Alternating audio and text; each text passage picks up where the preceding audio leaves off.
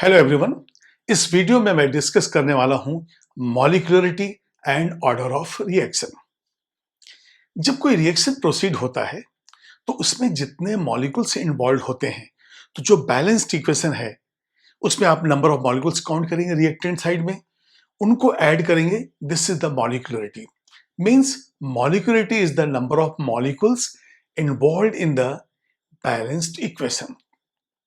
अब यहां पे यदि एक मॉलिक्यूल इन्वॉल्व है तो हम कहेंगे मॉलिक्यूलरिटी इज 1।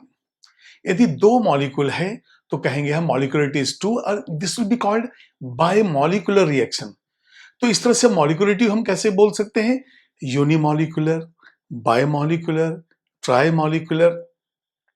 अब सवाल उठता है कि यदि 3 से ज्यादा मॉलिक्यूल है तो क्या होगा? तो 3 से ज्यादा मॉलिक्यूल हैं, इसका मतलब रिएक्शन जो है कॉम्प्लिकेटेड है। जैसे देखिए, जब फुटबॉल का मैच होता है तो एक प्लेयर जो है वो भी किक कर सकता है और ज्यादा हुआ तो 2 लोग किक कर सकते हैं, या हो सकता है 3 लोग आ जाएं। लेकिन क्या ये पॉसिबल है कि एक फुटबॉल को लेकर सारे जो है 22 प्लेयर्स हिट करें? बिल्कुल नहीं। क्यों? ये तो मैक्सिमम 3 लोगों से घिर गया तो लोगों के पास जगह ही नहीं है। तो उसी तरह से जब मॉलिक्यूल्स कोलाइड होते हैं तो या तो 2 मॉलिक्यूल कोलाइड होंगे या तो 3 मैक्सिमम होंगे, उससे ज्यादा है। इसका मतलब ये रिएक्शन अलग अलग स्टेप्स में हो रहा है। जैसे मैंने कहा कि 2 टीम हैं फुटबॉल के और दोनों टीम्स में 11 प्लेयर्स जो हैं वो क्लेम कर रहे हैं कि मैंने भी फुटबॉल को हिट किया, मैंने भी फुटबॉल को हिट किया। इसका मतलब ये पूरे के पूरे 22 लोगों ने हिट तो किया है, लेकिन एट ए टाइम नहीं किया है, बल्कि अलग अलग मोमेंट में अलग अलग इंटरेक्शन हुआ फुटबॉल के साथ। तो उसी तरह से हम देखते हैं कि यदि बैलेंस्ड इक्वेशन में नंबर ऑफ मोल्स बहुत ही ज्यादा है, इसका मतलब रिएक्शन जो है कॉम्प्लिकेटेड है। तो सबसे पहले लेंगे कि मॉलिक्यूलरिटी को हम कैसे डिफाइन करेंगे। It is the number of molecules involve in the balanced equation, या जो बैलेंस्ड इक्वेशन में जो नंबर ऑफ मोल्स हैं। अब बैलेंस का मतलब नहीं कि यदि 2 से मल्टीप्लाई करने से बैलेंस है तो उसको 200 से कर दें। जो मिनिमम नंबर ऑफ मॉलिक्यूल्स जो इन्वॉल्व होते हैं, दैट इज द मॉलिक्यूलरिटी। तो यहां पे हम लिखेंगे molecularity is the number of molecules involved during the reaction.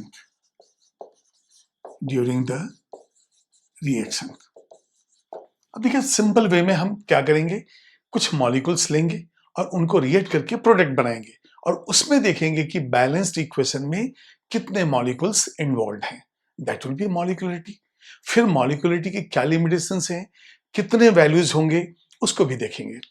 अब यहां पे एग्जाम्पल हम लेंगे। अब मॉलिक्यूलरिटी यदि 1 हो गया तो उसको यूनिमॉलिक्यूलर कहेंगे। तो यहां पे हम लिख सकते हैं, यदि हमने लिया एग्जाम्पल फर्स्ट वन, यह है PCl5 और ये डिकम्पोज होके बनाया PCl3 प्लस Cl2। देखिए, ये बिल्कुल बैलेंस्ड इक्वेशन है और इसमें जो नंबर ऑफ मोल जो यूज हो रहा है वो हो रहा है 1। हम इधर के मोल्स को नहीं देखते हैं, रिएक्टेंट मॉलिक्यूल्स जो है उसमें देखेंगे कितने मॉलिक्यूल्स है रिएक्टेंट साइड में। तो ये हो गया 1। तो हम इसको क्या कह सकते हैं,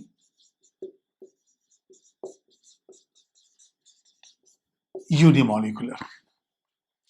अब इसके बाद एक और हम इक्वेशन लेते हैं। अब ये देखिए आप, NO2 है, नाइट्रोजन डाइऑक्साइड, और यहां पे हमने जो है 2 मॉलिक्यूल लिया और जो प्रोडक्ट बना वो है N2O4 dimer. NO2 brown colour का गैस और N2O4 हो गया तो ये कलरलेस हो गया। यहां पे 2 मॉलिक्यूल्स इन्वॉल्व है, इसको मैं ठीक से लिख देता हूं। ये देखिए 2 मॉलिक्यूल्स है, इसका मतलब ये हो जाएगा बायोमॉलिक्यूलर। एक और एग्जांपल लेते हैं हम लोग। ये देखिए H2 प्लस I2, यहां से हमें मिला 2HI। अब यहां पे देखिए एक मॉलिक्यूल ये है, एक मॉलिक्यूल ये है। तो ऐसा नहीं कि एक ही मॉलिक्यूल के जो है काउंट होते हैं, यदि अलग अलग रिएक्टेंट है तो वहां पे हम काउंट करेंगे 1 + 1 2। ये भी हो गया बायोमॉलिक्यूलर।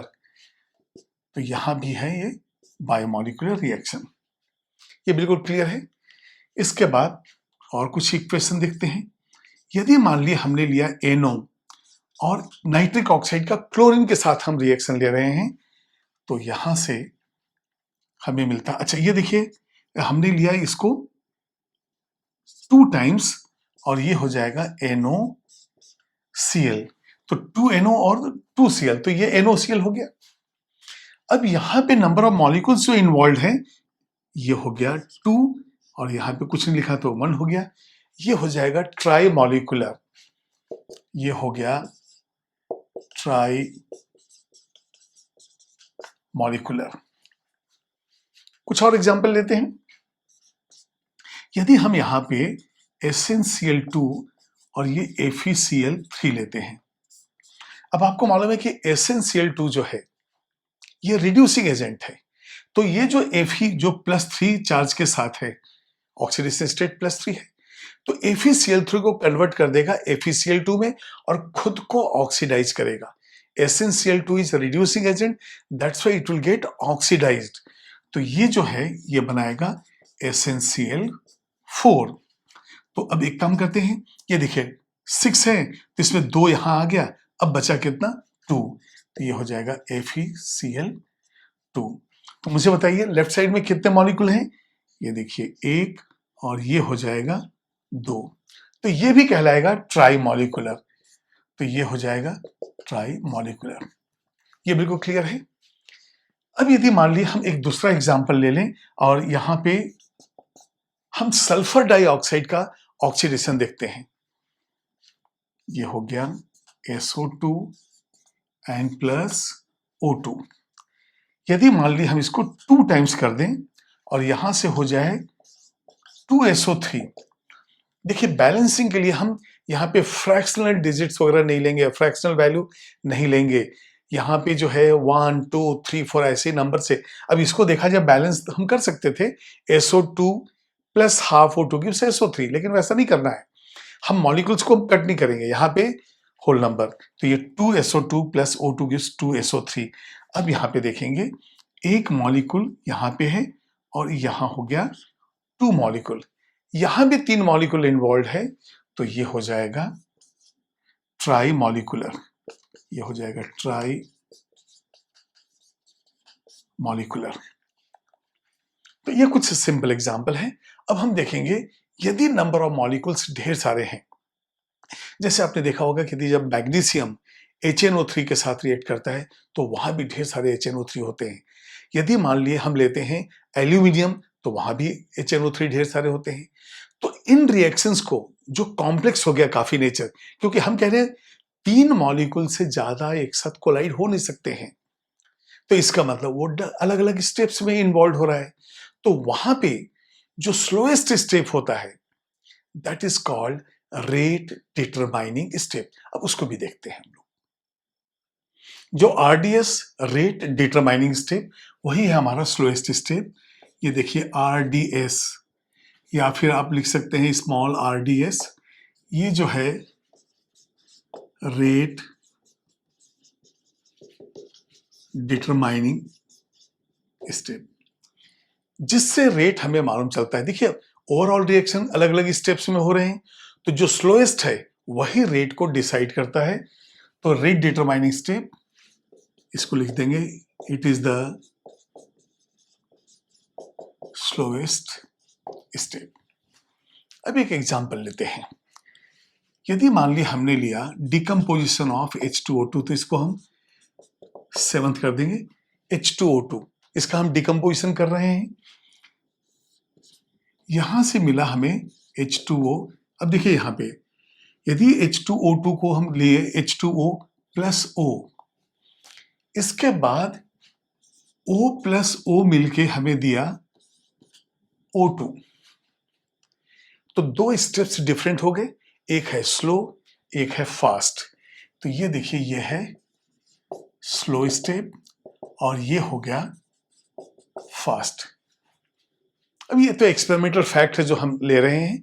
अब ये बताइए मुझे कि RDS कौन सा हो गया, फर्स्ट स्टेप, तो ये जो है ये कहलाएगा RDS। अब बताइए रेट ऑफ डिटरमाइनिंग स्टेप जो है H2O2, उसमें तो एक ही मॉलिक्यूल है, तो इसकी मॉलिक्यूलरिटी कितनी हो गई 1। अब यदि आप बैलेंस्ड इक्वेशन देखेंगे तो हमें इस तरह से लिखना पड़ता है H2O2 gives 2H2O plus O2। ये है इक्वेशन, लेकिन ये इक्वेशन जो है दो अलग अलग स्टेप्स में हो रहा है। तो जो सिंगल स्टेप ये जो दिख रहा है आपको, जो स्लोएस्ट है, इसके अंदर मोल्स कितने हैं 1। तो अपीयर्स हो रहा है कि मॉलिक्यूलरिटी 2 है, लेकिन मॉलिक्यूलरिटी है कितना 1। क्यों? क्योंकि यही है रेट डिटरमाइनिंग स्टेप। तो यहां पे इस पॉइंट को लिखेंगे मॉलिक्यूलरिटी अपीयर्स टू बी 2, क्योंकि बैलेंस्ड इक्वेशन में तो हम फ्रैक्शनल यूज करते नहीं है, तो यहां पे हमने 2 से मल्टीप्लाई कर दिया। तो molecularity appears to be 2, but by the RDS, by the rate determining step RDS, molecularity is 1। मतलब H2O2 का डिकम्पोजिशन जो है ये यूनिमॉलिक्यूलर रिएक्शन है। तो यहां पे पॉइंट आ जाएगा therefore decomposition of H2O2 is unimolecular. इसको आप नोट कीजिए। अब कुछ एग्जांपल्स लेते हैं जिसमें huge number of molecules involve नजर आते हैं, लेकिन रिएक्शंस कॉम्प्लिकेटेड होते हैं। तो वहां जो आरडीएस होगा वो फाइनली बताएगा कि मॉलिक्यूलरिटी क्या है। तो चलिए KMnO4, K2Cr2O7 इनके रिएक्शंस तो 2 देखते हैं हम लोग। यदि मान लिया हमने, तो अब हमारे पास यहाँ पे 7th 8th हो जाएगा मेरे ख्याल से। नंबर एक बार चेक कर लीजिएगा। यहां पे मैं लिख रहा हूं KMnO4 ऑक्सीडाइजेज यहां पे C2O4 2-। ये क्या है? ऑक्सिलेट आयन है ये। अब देखिए यहां पे KMnO4 जो है एसिडिफाइड हम लेते हैं, और एसिडिफाइड KMnO4 से जो नेसेंट ऑक्सीजन प्रोड्यूस होता है वो इसको ऑक्सीडाइज करता है, वहां पे CO2 बनता है। तो अब हम देखते हैं यहाँ पे जो बैलेंस्ड इक्वेशन है, उसके बाद फिर उस फाइनल इक्वेशन को देखेंगे। यहाँ पे देखिए 2 KMnO4 3 H2SO4, पहले यहां से ये होता है K2SO4 2 MnSO4 3 H2O and plus 5 nascent oxygen. ये बैलेंस्ड इक्वेशन है। अब क्या होगा, यहां से आपको 5O मिला, अब ये ऑक्सिलेट आयन के साथ रिएक्ट करेगा।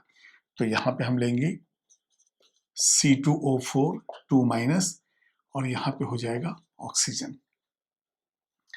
अब यहां ऑक्सीजन मिलाकर हम जो है बनाएंगे CO2, ये हो जाएगा CO2। अब यहां पे देखिए H2C2O4 है, तो इसका मतलब हो गया कि हम आयनिक इक्वेशन लिखेंगे तो सिर्फ C2O4, या तो फिर आप पूरा इक्वेशन लिखिए तो ये हो जाएगा H2C2O4। यहां से बन जाएगा वाटर, यहां से बन जाएगा 2CO2। तो यहां से आप देखिए अलग अलग मॉलिक्यूल्स हो गया। जब बैलेंस्ड इक्वेशन लिखेंगे तो हाइड्रोजन को हटा देंगे। अब इसको हम ऐड करेंगे, लेकिन फर्स्ट इक्वेशन में 5 नेसेंट ऑक्सीजन प्रोड्यूस है, तो यहां पे हम 5 से मल्टीप्लाई कर देंगे। ये देखिए आप, तो ये हो जाएगा 5 2 10, ये 5O विल गेट कैंसिल्ड। अब हमारे पास इक्वेशन कैसा बनेगा, ये है 2 KMnO4 3 H2SO4 5, ये 5 हम ऐड कर देंगे H2C2O4, यहां से बनेगा, बस ऐड कर रहे हैं हम इसलिए मैं जल्दी से लिख दे रहा हूं MnSO4। अब ये 3 and 5 8 H2O प्लस 10 CO2। अब ये तो बैलेंस्ड इक्वेशन हो गया। यदि यही इक्वेशन यदि आयनिक फॉर्म में है तो वहां भी हम इसको लिख सकते हैं। तो एक बार आयनिक फॉर्म में देख लेते हैं हम लोग। अब यहाँ पे देखिए पोटेशियम ये जो है स्पेक्ट्रेट आयन है, सल्फेट भी स्पेक्ट्रेट आयन है, तो यहां से इक्वेशन आएगा 2 MnO4- प्लस, अभी देखिए यहां से 6 हाइड्रोजन और यहां से 10, भाई दोनों एसिड है, ऑक्जेलिक एसिड भी एसिड और ये सल्फ्यूरिक एसिड भी, तो टोटल यहां पे 10 and 6 हम यहां लिख देंगे 16H plus. Plus 5 times of C2O4 2 minus. जो स्पेक्ट्रेट आयन है उसको हम हटा दे रहे हैं। स्पेक्ट्रेट आयन का मतलब जो आयन रिएक्टेंट साइड में भी है और प्रोडक्ट साइड में भी है। अब हमें मालूम है पोटेशियम सल्फेट ये जितने भी हैं सब स्पेक्ट्रेट आयंस है, इसलिए K2SO4 तो आएगा नहीं। यहाँ पे हो जाएगा 2Mn+2, इसका +2 चार्ज होता है, +8H2O एंड +10CO2। अब इस बैलेंस्ड इक्वेशन में देखिए आप, मॉलिक्यूलरिटी 2 + 16 + 5 23 नजर आ रहा है। यहां पे लिखेंगे molecularity appears to be 23, hence it is a complex reaction। हम complex reaction किसको कहते हैं? जो कई स्टेप्स में होता है, complex reaction, and it takes place in different steps। यहां पे हम लिख लेते हैं। तो इस तरह से balanced equation, ionic equation, number of moles हमने बैलेंस्ड इक्वेशन में काउंट कर लिया, ये आ रहा है 23, जो कि पॉसिबल नहीं है। अब फुटबॉल में तो 22 प्लेयर्स थे ना दोनों टीम के, क्या एक बॉल को हिट कर पाए थे एक साथ? नहीं ना। वैसे यहाँ पे है कि ये कॉम्प्लिकेटेड है और ये डिफरेंट स्टेप्स में होगा। अब KMnO4 के साथ एक हम पोटेशियम डाइक्रोमेट का भी एग्जाम्पल लेंगे और फिर एक कॉम्प्लेक्स एग्जाम्पल को सिंप्लीफाइड करके बताऊंगा कि अलग अलग स्टेप्स में कैसे रिएक्शंस होते हैं। जैसे KMnO4 एसिडिफाइड एक ऑक्सीडाइजिंग एजेंट था पहले इक्वेशन में, इसी तरह से अब हम पोटेशियम डाइक्रोमेट का भी एक एग्जाम्पल लेंगे। एसिडिफाइड पोटेशियम डाइक्रोमेट ये ऑक्सीडाइजिंग एजेंट है और Ki पोटेशियम आयोडाइड को ये ऑक्सीडाइज करता है I2 में, क्योंकि पोटेशियम आयोडाइड में देखिए ऑक्सीडेशन स्टेट कितना है? -1, और जब I2 बनेगा तो हो गया 0, इंक्रीज इन ऑक्सीडेशन स्टेट। तो यहाँ पे 9th एग्जाम्पल ले रहा हूं, oxidation of Ki bye K2Cr2O7/H+, ये हो गया एसिडिफाइड पोटेशियम डाइक्रोमेट। और यहां से क्या बनता है? I2। चलिए अब इक्वेशन देखते हैं हम लोग। सबसे पहले लेंगे बैलेंस्ड इक्वेशन जिसके अंदर नेसेंट ऑक्सीजन प्रोड्यूस हो रहा है। तो ये देखिए K2Cr2O7, ये जो है 7 प्लस H2SO4 यहां से बनता है K2SO4। अब ये देखिए, ये ऐसा नहीं कि डिफरेंट स्टेप्स है, ये तो पार्शियल इक्वेशन मेथड से हम बैलेंस कर रहे हैं, ये डिफरेंट स्टेप्स नहीं है। इसको पार्शियल इक्वेशन, जो कॉम्प्लिकेटेड रिएक्शन है उसमें सेवरल स्टेप्स होंगे, देखते हैं कैसे। Plus Cr2SO4 taken thrice. अब यहाँ पे इस तरह से हम ले लेंगे, तो क्रोमियम क्या कितना हो गया? पोटेशियम 2 है, क्रोमियम तो यहाँ से आ गया आपका 3 और 1 4, तो यहाँ पे हो जाएगा 4, तो ये हो जाएगा 4H2O, यहाँ पे लिखिए आप 4H2O plus 3 nested oxygen. Acidified KMnO4 में 5 नेस्टेड ऑक्सीजन प्रोड्यूस हुआ, यहाँ पे 3O। अब इसके बाद हम लेंगे Ki। अब एसिडिफाइड है, थोड़ा सा H2SO4 भी है ही यहाँ पे, तो यहां से हम ले लेंगे K2SO4, तो ये आ जाएगा K2SO4। इस H2 से बनेगा H2O और प्लस ये हो जाएगा I2, ये हो गया प्लस I2। लेकिन नेसेंट ऑक्सीजन जितना प्रोड्यूस हुआ है उतना ही तो कंज्यूम होना चाहिए। तो यहां पे हम देखेंगे second equation, it is already balanced, लेकिन इसको बैलेंस करने के लिए हमें 3 से मल्टीप्लाई करना होगा, क्योंकि हमें 3O चाहिए जिसको हम कैंसिल कर सके। तो यहां पे हमने 3 3 3 3 3, अब ये कितना हो जाएगा? ये 6 हो जाएगा। अब ये 3O को हम कैंसिल कर सकते हैं।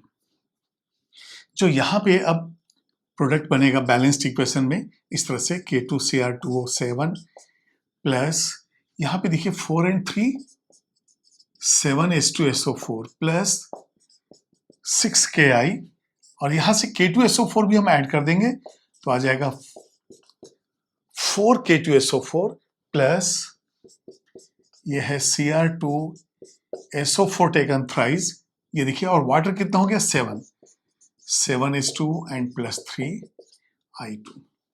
ठीक है, ये बिल्कुल बैलेंस है ये। अब यदि इसी इक्वेशन को मैं आयनिक फॉर्म में लिख दूं तो क्या होगा, स्पेक्ट्रेट आयन पोटेशियम हो गया, सल्फेट आयन हो गया, तो यहां से आएगा Cr2O7 2 माइनस प्लस, यहां से देखिए 14H प्लस आएगा ये प्लस। अब ये देखिए, ये तो स्पेक्ट्रेट आयन है, दोनों तरफ है, तो 6I माइनस आ जाएगा ये, तो सल्फेट भी नहीं रहेगा क्योंकि स्पेक्ट्रेट आयन है वो, सल्फेट नहीं आएगा, तो यहां पे आ जाएगा 2 times of Cr plus 3 plus 7H2O plus 3I2। अब देखिए कि बैलेंस है कि नहीं, क्रोमियम बैलेंस है, ऑक्सीजन 7 बैलेंस है, हाइड्रोजन 14 बैलेंस है, आयोडीन भी बैलेंस है। चार्जेस भी देख लेते हैं, तो निगेटिव 6 and 2 8, और ये हो गया पॉजिटिव 14 6, तो टोटल 6, ये बिल्कुल बैलेंस है। अब इस बैलेंस्ड इक्वेशन में मॉलिक्यूलरिटी कितना अपीयर हो रहा है, 1 + 14 15 and 6 21। यहां पे जो है लिखेंगे हम molecularity appears to be 21, hence it is taking place in complex steps। जैसे ही मॉलिक्यूलरिटी आपने देखा ढेर सारा है, इसका मतलब ये कॉम्प्लेक्स स्टेप्स में हो रहा है। तो ऐसा नहीं कि मॉलिक्यूलरिटी हम लेंगे 21, मॉलिक्यूलरिटी हम क्या कर लेते हैं, जो स्लोएस्ट स्टेप है, रेट डिटरमाइनिंग स्टेप है, तो ये 21 तो पॉसिबल है ही नहीं। अब एक एग्जांपल लेते हैं जिसमें इतने ढेर सारे मॉलिक्यूल नहीं है, लेकिन वहां स्टेप वाइज हम बता सकते हैं कि रेट डिटरमाइनिंग स्टेप में जो है हर स्टेप्स में क्या क्या जो है मॉलिक्यूलरिटी है। अब एक एग्जांपल लेते हैं जिसमें मॉलिक्यूलरिटी ज्यादा है, 3 से ज्यादा है, लेकिन डिफरेंट स्टेप्स में कितनी मॉलिक्यूलरिटी है उसको कैलकुलेट करेंगे। तो ये रिएक्शन है HBr एंड O2 के बीच का। तो यहां पे हम ले सकते हैं हाइड्रोजन ब्रोमाइड है, ये प्लस O2 है, यहां से मिलता है H2O एंड प्लस Br2। अब देखिए ऑक्सीजन 2 है तो हमें 2 से मल्टीप्लाई करना पड़ेगा, तो ये 4 हाइड्रोजन हो गया, 4 HBr हो गया, ये 2Br2। तो मॉलिक्यूलरिटीज यहां पे 4 and 1 5।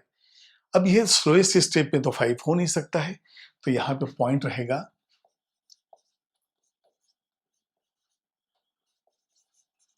Molecularity appears to be 5। क्यों 4 और यहां का ये 5, तो इसको ऐसा करते हैं 4 + 1 है, ऐसा लिख देते हैं to be 5, hence it is a complex reaction, complex reaction. अब कॉम्प्लेक्स रिएक्शन है तो सेवरल स्टेप्स में होगा। अब वो स्टेप्स हम लोग देखेंगे किस तरह से है। तो सबसे पहले देखिए HBr + O2। अब देखिए दो ही तो रिएक्टेंट है, तो यहां पे एक इंटरमीडिएट प्रोडक्ट इस तरह से बनता है HOOBr। नेक्स्ट स्टेप में ये देखिए HOOBr + HBr। अब HBr तो हम ले ही रहे हैं, यहां भी ले लिए। अब यहां से देखिए ये बनेगा H2O, ये H2O प्लस आपके पास क्या बचेगा यहां पे HOBr, H 2 हो गया है, 2 ऑक्सीजन है, 2 Br, तो यहां पे वाटर नहीं, हम लगाएंगे 2HOBr, 2 हाइड्रोजन, 2 ऑक्सीजन, 2 ब्रोमीन। ये 2HOBr भी अब रिएक्ट करेगा, तो यहां पे अब आ जाएगा HOBr + HBr, यहां पे ऐसा लेंगे। अब देखिए यहां से H2O + Br2 आ जाएगा, H2O + Br2। लेकिन देखिए अब जो सेकेंड इक्वेशन है उसमें 2HOBr बना है, इसका मतलब हमें क्या करना पड़ेगा, इसमें 2 का मल्टीप्लाई करना पड़ेगा, 2 का मल्टीप्लाई। तो देखा जाए तो यहां पे मॉलिक्यूलरिटी कितना नजर आ रहा है, 112 112 112। अभी बैलेंस करने के लिए हम 2 से मल्टीप्लाई किया है, वो एक अलग चीज है। तो यहाँ पे सबसे पहले ऐसा करते हैं, 2 से मल्टीप्लाई करेंगे तो ये क्या होगा, ये हो जाएगा 2, ये हो जाएगा 2, 2, 2। तो अब मैं इसको हटा देता हूं, ये हो गया कैंसिल। फाइनल इक्वेशन देखते हैं हम लोग। ये जो है HOOBR ये भी कैंसिल हो गया। तो HBR कितना है, 2, 1, 3 एंड 1 4, ये हो जाएगा 4 HBR प्लस O2। और यहां से देखिए आप, बाकी सब कैंसिल हो गया है, तो बचा क्या है, 2H2O plus 2Br2, 2H2O plus 2Br2, इस तरह से। तो आपने देखा कि इसमें मॉलिक्यूलरिटी है 2, तो इस स्टेप को लिखेंगे हम बायोमॉलिक्यूलर। अब यहां पे भी देखिए 1 and 1 2, ये देखिए ये नंबर ऑफ मोल्स को हम ऐड कर रहे हैं, तो ये भी हो जाएगा बायोमॉलिक्यूलर। अब ये तो मालूम है कि हमने 2 से मल्टीप्लाई किया है, यदि हम 2 से मल्टीप्लाई नहीं करते तो मॉलिक्यूलरिटी कितनी होती, ये भी 2 होता, मॉलिक्यूलरिटी 2 बट मल्टीप्लाइड बाय 2। अब ये 2 से मल्टीप्लाई किए हैं बैलेंस करने के लिए, तो इस तरह से जो है हम देख रहे हैं कि मॉलिक्यूलरिटी 4 and 1 5 दिख रहा है, लेकिन हर स्टेप जो है ये बायोमॉलिक्यूलर रिएक्शन ही है। जब हम रेट डिटरमाइनिंग स्टेप लेते हैं तो ये रिएक्शन होता है स्लो। जो स्लोएस्ट है स्टेप वही है रेट डिटरमाइनिंग स्टेप। तो हम एक रेट इक्वेशन लिखते हैं, एक फॉर्मूला लिखते हैं, जिसमें हम देखते हैं कि रेट जो है किन किन कंसंट्रेशन टर्म्स पे डिपेंड कर रहा है, और वहां पे जो एक्सपेरिमेंट से हमें मिलता है वहां पे जो उनके एक्सपोनेंट का सम है, बस वही जो है ऑर्डर ऑफ रिएक्शन होता है। तो अब एक चीज देखने वाली बात है कि मॉलिक्यूलरिटी जो है वो क्या है, उसके अंदर तो टोटल मॉलिक्यूल्स हम देख लेते हैं, और थ्योरेटिकल वैल्यू जो है वो हो गया आपका मॉलिक्यूलरिटी। लेकिन जो ऑर्डर ऑफ रिएक्शन जो अभी हम डिस्कस कर रहे हैं ये होता है एक्सपेरिमेंटल वैल्यू। एक्सपेरिमेंट से हम देखते हैं कि रेट का किस कंसंट्रेशन टर्म से चेंज हो रहा है, तो उसको हम लिख देते हैं एक्सपोनेंट के फॉर्म में, और जो सम ऑफ द एक्सपोनेंट होगा रेट इक्वेशन का, that is called order of reaction. तो जैसे मैं एक एग्जांपल, एक हाइपोथेटिकल एग्जांपल लेता हूं। यदि मैंने यहां पे ले लिया, ये देखिए B, और यहां से CC प्लस DD ऐसा मैंने ले लिया, तो यहां पे देखिए मॉलिक्यूलरिटी जो क्या होगा, मॉलिक्यूलरिटी है A plus B, A plus B। ये बिल्कुल क्लियर है।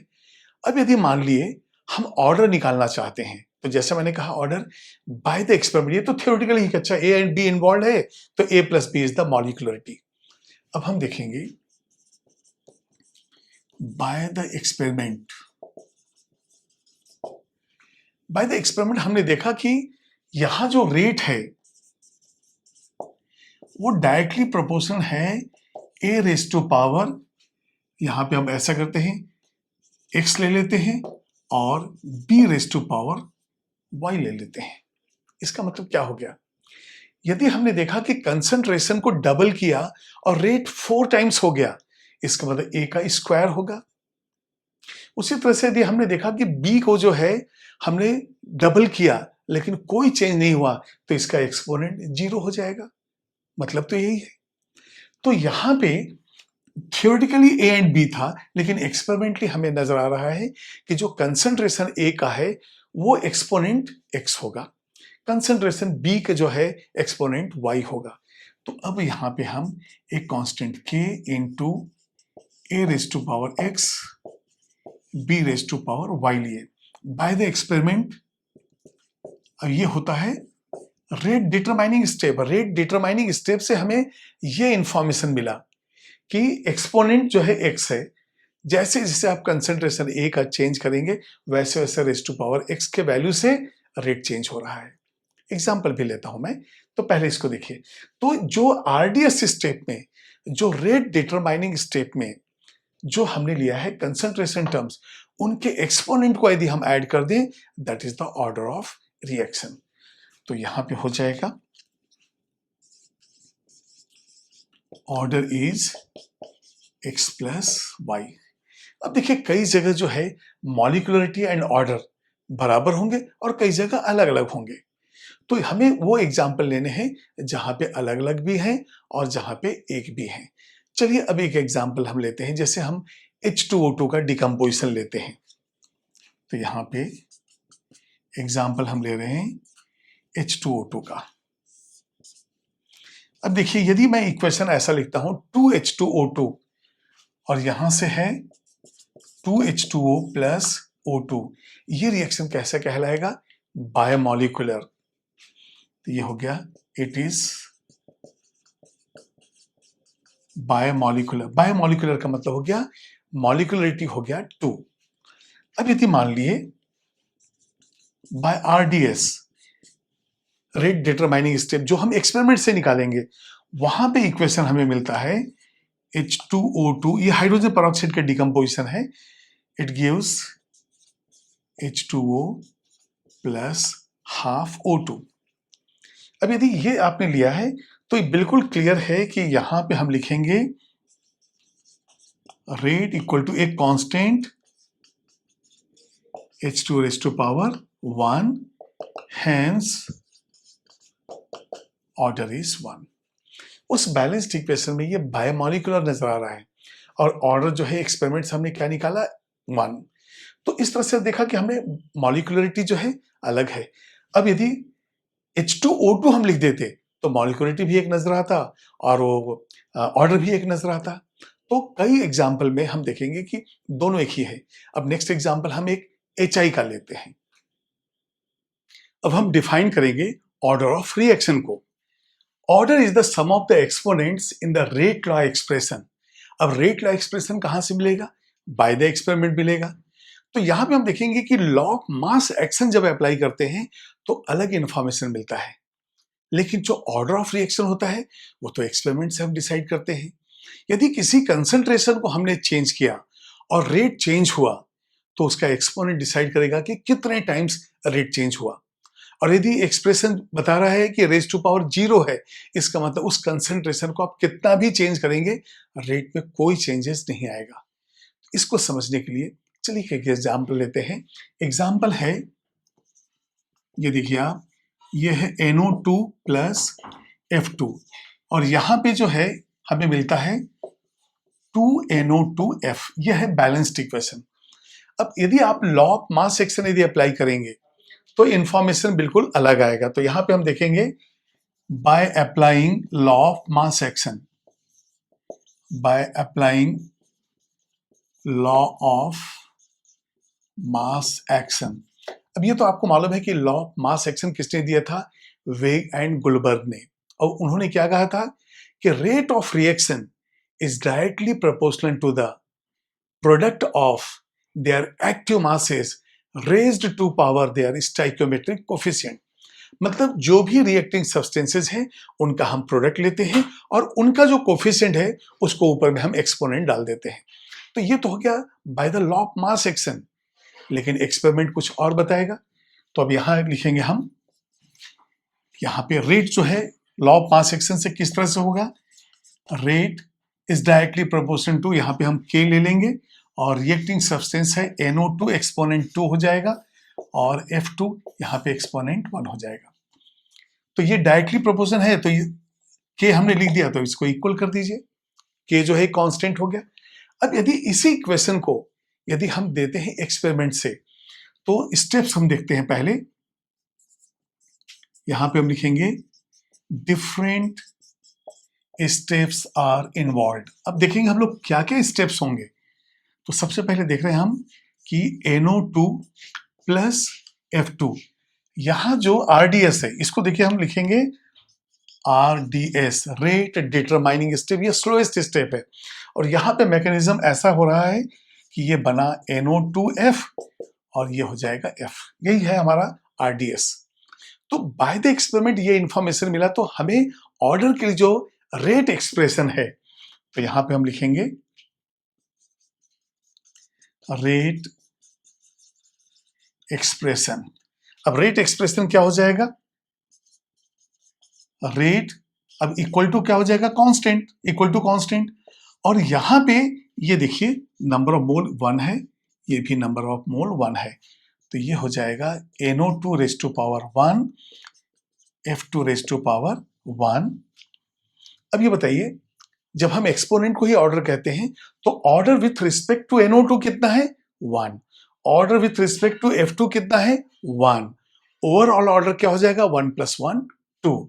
तो इसको यहां लिखेंगे, यहां देखिए order with respect to NO2 इज 1, order with respect to F2 इज 1, तो यहां पे लिखेंगे हेंस टोटल ऑर्डर इज 1 + 1 = 2। तो इस तरह से एक रिएक्शन जो है डिफरेंट स्टेप्स में होता है। लॉ ऑफ मास एक्शन कुछ और इंफॉर्मेशन देता है, लेकिन ऑर्डर जो है वो एक्सपेरिमेंट से ही मिलता है, उसको हम प्रिडिक्ट नहीं कर सकते, वो थ्योरेटिकल नहीं है। मॉलिक्यूलरिटी थ्योरेटिकल है, लेकिन ऑर्डर ये बिल्कुल एक्सपेरिमेंट से ही मालूम चलता है। देखिए इस चैप्टर के अंदर पूरे के पूरे जो है ऑर्डर ऑफ रिएक्शंस के जो न्यूमेरिकल्स आएंगे, वहां पे आपको दिखेगा कि किस तरह से डेटा को हम उसको सॉल्व करते हैं और डिसाइड करते हैं कि ऑर्डर ऑफ रिएक्शन क्या है। एक एग्जांपल और लेते हैं, क्योंकि ऑर्डर ऑफ रिएक्शन देखिए, ऑर्डर ऑफ रिएक्शन 0 हो सकता है, फ्रैक्शनल हो सकता है, नेगेटिव भी हो सकता है। तो देखते हैं एक और एग्जांपल जिसके अंदर फ्रैक्शनल है। अब एक और एग्जांपल लेते हैं हम लोग। ये कन्वर्सन इस तरह का है, CH3CHO और यहां से हमें मिला है CH4 + CO, CH4 + CO। अब हम law of mass action apply करेंगे तो देखते हैं कि क्या मिलेगा हमें। By applying law of mass action, और लॉ ऑफ मास एक्शन क्या कहते हैं, बैलेंस्ड इक्वेशन है, तो रेट के लिए वैसे ही एक्सप्रेशन डायरेक्ट हम लिख देते हैं। तो रेट डायरेक्टली प्रोपोर्शनल, तो कांस्टेंट हो गया K इंटू CH3CHO, ये acetaldehyde raise to power 1, law of mass action. अब देखते हैं एक्सपेरिमेंट क्या कहता है। हमने एक्सपेरिमेंट को परफॉर्म किया, कंसंट्रेशन को चेंज किया और चेंज करने के बाद इस कंक्लूजन पे पहुंचे कि बाय द एक्सपेरिमेंट, अब ये देखिए RDS हम यहां पे ले रहे हैं, रेट डिटरमाइनिंग स्टेप। वो इंफॉर्मेशन ये है कि इस रिएक्शन का रेट जो है वो K और CH3CHO रेज़ टू पावर 1.5 है। ये देखिए, तो हम क्या देख रहे हैं कि रेट जो है वो कैसा हो सकता है, बाय द एक्सपेरिमेंट और by the law of mass action. लेकिन ऑर्डर निकालने के लिए हमें क्या लेना है, एक्सपेरिमेंट से। तो ऑर्डर जो है 0 हो सकता है, तो यहां पे हम लिखेंगे order may be 0, fractional, negative etcetera, ये बहुत से वैल्यूज हैं। अब ऑर्डर 0 भी होगा, 0 ऑर्डर का मतलब हो गया कि आप कंसंट्रेशन कितना भी चेंज कर लीजिए, उसके रेट पे कोई चेंजेस नहीं आएंगे।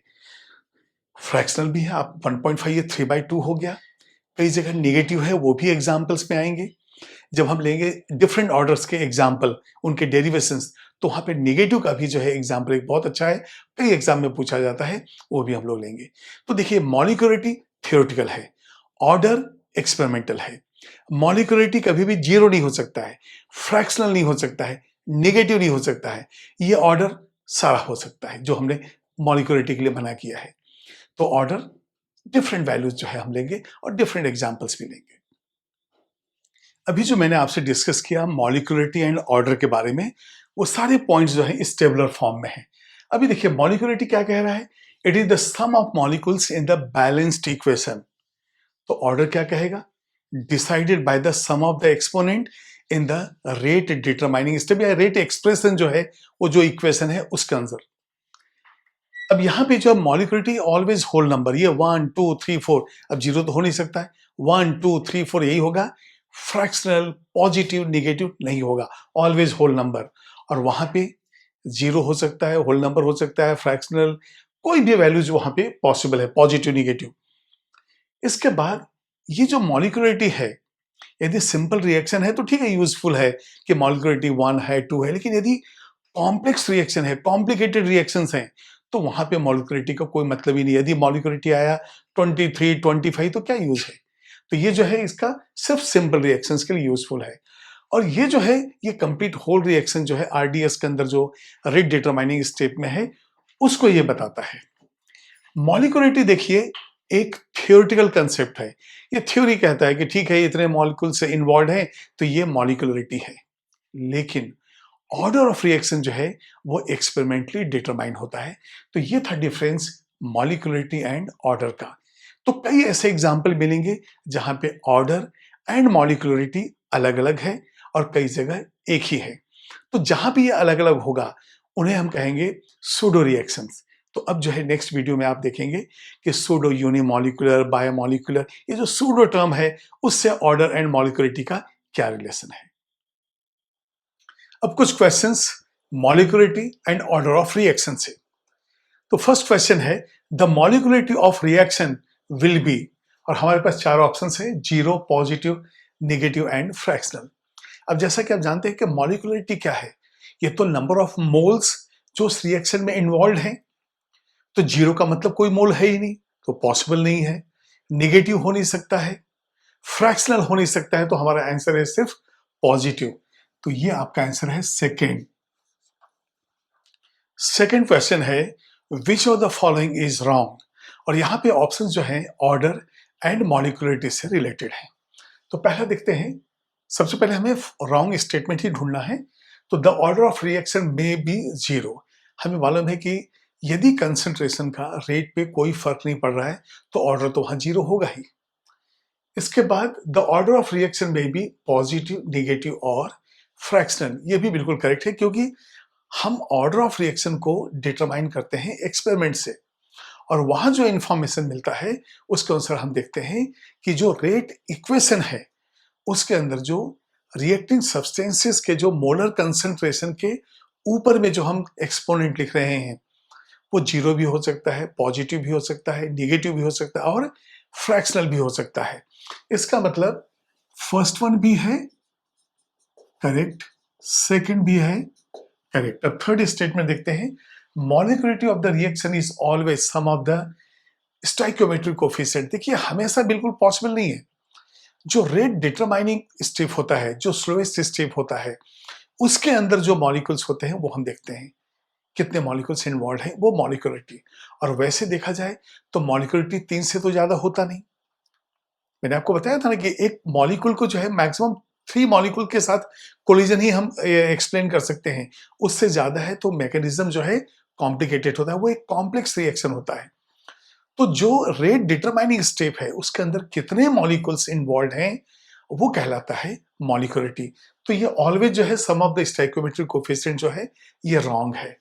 तो ये हमारा हो गया रॉन्ग स्टेटमेंट। इसका मतलब सेकंड क्वेश्चन का आंसर है 3। क्वेश्चन नंबर 3 में हमें बताना है कि विच स्टेटमेंट इज करेक्ट। अब यहां देखिए एक एक स्टेटमेंट को हमें चेक करना है। मॉलिक्यूलरिटी में बी जीरो। अब मॉलिक्यूलरिटी जीरो का मतलब कोई मॉलिक्यूल यूज ही नहीं हो रहा है रिएक्शन में, तो वो हो गया रॉन्ग। तो ये है रॉन्ग स्टेटमेंट। मॉलिक्यूलरिटी में बी फ्रैक्शनल। अब मॉलिक्यूलरिटी का मतलब हो गया कौन सा मॉलिक्यूल, कितने मॉलिक्यूल है। अब यदि मॉलिक्यूल जो है हम फ्रैक्शनल में नहीं लिखते हैं तो मॉलिक्यूलरिटी ऑलवेज होल नंबर है, और यहाँ पे हम न जीरो ले सकते हैं, न फ्रैक्शनल न निगेटिव। तो ये मे बी फ्रैक्शनल, मॉलिक्यूलरिटी में बी फ्रैक्शनल, ये जो है हमारा रॉन्ग हो गया, क्योंकि ये जो है न तो फ्रैक्शनल, न पॉजिटिव, न निगेटिव और न ही जीरो, ऑलवेज होल नंबर में रहेगा। मतलब मॉलिक्यूल्स कितने इन्वॉल्व है वो इंफॉर्मेशन हमें मिलता है। थर्ड है molecularity of the reaction is same as the order of reaction. हर बार ऐसा नहीं है। जिस रिएक्शन में ऑर्डर एंड मॉलिक्यूलरिटी सेम होता है उसको हम कहते हैं एलिमेंट्री रिएक्शन। अभी मैं वो भी डिस्कस करने वाला हूं। तो हमेशा ऑर्डर मॉलिक्यूलरिटी के बराबर हो ये कोई जरूरी नहीं है। तो यहाँ पे molecularity of the reaction is same as that order, ये भी हो गया रॉन्ग स्टेटमेंट। ये यूनिवर्सल स्टेटमेंट हुआ, कई कुछ केसेस में हो सकता है। In some cases order and molecularity may be same, ये बिल्कुल करेक्ट है। तो हमारा जो है फोर्थ ऑप्शन जो है ये करेक्ट स्टेटमेंट है, इसलिए question number 3 answer is 4। Question number 4 है विच of the following can not be determined experimentally. अब एक एक ऑप्शंस को देखिए आप।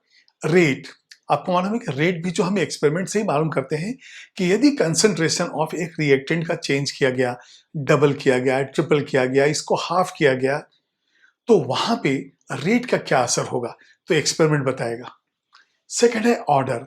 ऑर्डर आपको मालूम है कि रेट डिटरमाइनिंग स्टेप जो है हम एक्सपेरिमेंट से ही निकालते हैं, और रेट डिटरमाइनिंग स्टेप में जो एक्सपोनेंट होंगे रेट इक्वेशन के, वो देता है ऑर्डर, वो भी एक्सपेरिमेंट से निकलता है। रेट कांस्टेंट, जब हमें कंसंट्रेशन टर्म के ऊपर हमें ऑर्डर मालूम है कि एक्सपोनेंट क्या है, तो अपने आप के निकल जाएगा। तो यहां पे रेट कांस्टेंट भी हमने एक्सपेरिमेंट से ही निकाला है। मॉलिक्यूलरिटी के लिए कोई एक्सपेरिमेंट की जरूरत नहीं है, हम तो बैलेंस्ड इक्वेशन लिखते हैं, और यदि सिंपल रिएक्शन है तो वही आरडीएस होता है, यदि कॉम्प्लेक्स है तो जो स्लो है वही स्टेप जो है रेट डिटरमाइनिंग स्टेप कहलाता है। मतलब एक्सपेरिमेंट से हम मॉलिक्यूलरिटी नहीं निकालते हैं। तो फोर्थ जो है इसको हम नहीं निकाल सकते हैं एक्सपेरिमेंट से। फिफ्थ क्वेश्चन देखिए, विच of the following statement regarding molecularity of the reaction is correct. तो मॉलिक्यूलरिटी के जितने पॉइंट्स आप याद कीजिए, अब एक एक स्टेटमेंट को चेक करते हैं। पहला स्टेटमेंट है molecularity relates to mechanism of reaction. बिल्कुल सही है, क्योंकि जब मॉलिक्यूलरिटी 3 से ज्यादा हो तो बिल्कुल क्लियर इंडिकेशन है कि ये जो है कॉम्प्लिकेटेड रिएक्शन है, कॉम्प्लेक्स रिएक्शन है, ये सेवरल स्टेप्स में हो रहा है, तभी इसकी मॉलिक्यूलरिटी जो है ज्यादा आ रही है। तो फर्स्ट स्टेटमेंट करेक्ट है। सेकंड है it can not be negative और फ्रैक्शनल। बिल्कुल सही है, जब कोई मॉलिक्यूल इन्वॉल्व हो रहा है तो ना ही यहाँ पे जीरो वैल्यू होगा, ना ही फ्रैक्शनल वैल्यू होगा। जो भी वैल्यू है 1, 2, 3, 4 वही होगा, कोई फ्रैक्शनल या नेगेटिव वैल्यू नहीं होगा। तो वो भी जो है बिल्कुल सही है।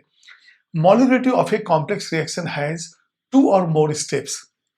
अब ये बताइए, यदि मॉलिक्यूलरिटी 2 से ज्यादा आ गया तो आप याद कीजिए NO2 + F2, इस रिएक्शन में हमने देखा था कि अलग अलग स्टेप्स इन्वॉल्व है, और हर स्टेप का जो मैकेनिज्म है वो बताता है कि मॉलिक्यूलरिटी कितना है। तो थर्ड स्टेटमेंट भी करेक्ट है। इसका मतलब all the statements are correct. हमारा आंसर हो गया 4।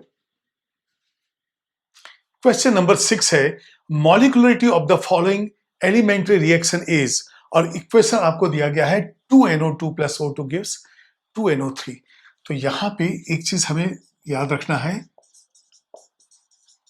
Elementary reaction has order equal to molecularity. अब बताइए, यदि ये एलिमेंट्री रिएक्शन है तो यही रेट डिटरमाइनिंग स्टेप है, आरडीएस है, तो यहां पे नंबर ऑफ मॉलिक्यूल्स कितने हैं, यहां से 2 और यहां से 1, तो ये हो जाएगा ऑर्डर 2 + 1 = 3। इसका मतलब आपका ऑप्शन है फोर्थ ऑप्शन, जिसमें कि आंसर है 3। क्वेश्चन नंबर 7 है for which of the following reactions the molecularity and order of the reaction are respectively 2 and 2। अब हम लोग देखेंगे, यहां से मॉलिक्यूलरिटी हमें मालूम चलेगा और यहां से जो है ऑर्डर मालूम चलेगा, क्योंकि वो रेट एक्सप्रेशन है। तो एक एक चीज को हम लोग देखेंगे। फर्स्ट क्वेश्चन में तो यहां पे हम लिखेंगे मॉलिक्यूलरिटी और इधर पे फाइंड आउट करेंगे ऑर्डर, ठीक है। तो पहले में 1 and 2, मॉलिक्यूलरिटी हो गया 3 एंड ऑर्डर है यहां 1 and 1 2, तो यहां पे अलग अलग हो गया। सेकंड हम देखते हैं, यहां पे 1 मोल 1 मोल, तो मॉलिक्यूलरिटी हो गया 2 और यहां पे 2.5 है, तो यहां पे ऑर्डर आ जाएगा 2.5। थर्ड में देखेंगे, यहां पे 1 and 1 2, तो तीसरे में मॉलिक्यूलरिटी हो गया 2 और यहां पे एक्सपोनेंट 1 and 1 है, तो आंसर तो हमारा आ गया ये 2, ये आंसर आ गया। फिर भी फोर्थ को चेक करते हैं। फोर्थ को देखेंगे, यहां पे मोल्स हैं 1 and 1 2, तो मॉलिक्यूलरिटी कितना हो गया 2। तो मॉलिक्यूलरिटी तो हम बैलेंस्ड इक्वेशन से ले लिया, लेकिन ऑर्डर ऑफ रिएक्शन जो है हमें रेट एक्सप्रेशन से देखना है। यहां पे ये 1 है +0, तो 1 + 0 मतलब ये हो गया 1। तो हमारा आंसर है क्वेश्चन नंबर 7 का 3, जहां ऑर्डर एंड मॉलिक्यूलरिटी दोनों ही 2 है। 8th क्वेश्चन में देखिए, आपको मॉलिक्यूलरिटी निकालना है इस एलिमेंट्री रिएक्शन का।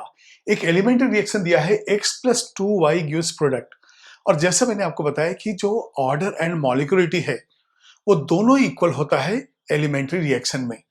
तो यहां पे हम देखेंगे ये एलिमेंट्री रिएक्शन है